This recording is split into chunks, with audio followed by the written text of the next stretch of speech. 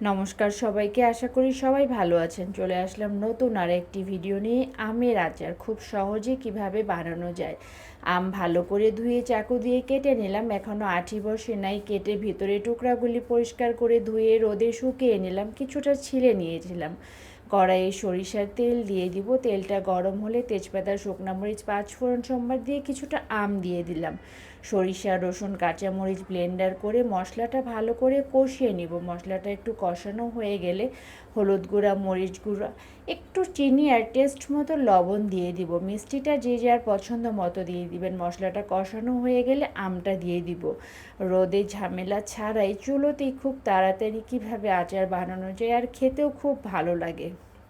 খুব ভালো করে নেড়ে চেড়ে দিব আমি, যেন মশলাটা সব দিকে মিশে যায়, আর ঢাকনা দিয়ে ঢেকে দিব। আর কিছুক্ষণ পর পর 5-6 মিনিট পর পর ঢাকনাটা খুলে আমি কয়েকবার নেড়ে চেড়ে নেব। আচার থেকে খুব সুন্দর একটা গন্ধ বেরোচ্ছে। এভাবে আচার যে কোনো সময় আমরা বানিয়ে খেতে পারি। বেশি আম থাকলে আমরা ডিপ ফ্রিজেও রেখে দিতে পারি। মশলাটা মোটামুটি কষানো হয়ে গেছে আর খুব সুন্দর একটা গন্ধ বেরোচ্ছে। তেলটাও মোটামুটি ছেড়ে দিয়েছে।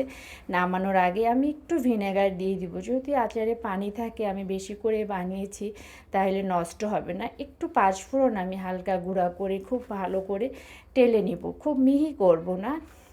আর কিছুটা মরিচ আমি ভেঙে রেখেছিলাম, সেটাও দিয়ে একটু ঢাকনা দিয়ে আবার ঢেকে দিব, যেন আচারের গন্ধটা বের না হয়ে যায়। কিছুক্ষণ পর যখন আচারটা ঠান্ডা হয়ে গেছে, সে পর্যায়ে আমি আবার আচারটা খুব ভালো করে মিশিয়ে এভাবে বয়মে ভরে অনেক দিন পর্যন্ত রাখতে পারবো। আমার ভিডিওটি ভালো লাগলে লাইক, কমেন্ট, শেয়ার করে পাশে থাকবেন।